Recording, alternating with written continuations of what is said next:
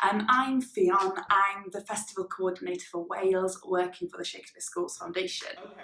I've actually worked for Shakespeare Schools Foundation for 4 years now. I started as a freelance workshop facilitator, working during the festival with young people, and for the last 5 months I've joined the office team as the coordinator for Wales, which is very We want to exciting. know why. This particular workshop is part And of the then Shakespeare where Schools something is Festival, so confusing, it's the why first pronounce the day wrong where we again? meet So first of teachers all, can you tell us and we share with them creative offers of how they might approach Shakespeare and any performance text with their young people. So we work with teachers right from Key Stage 2 through to Key Stage 5, and it's all really about giving options to teachers who can then take those away and modify them to the way that works best with their own students.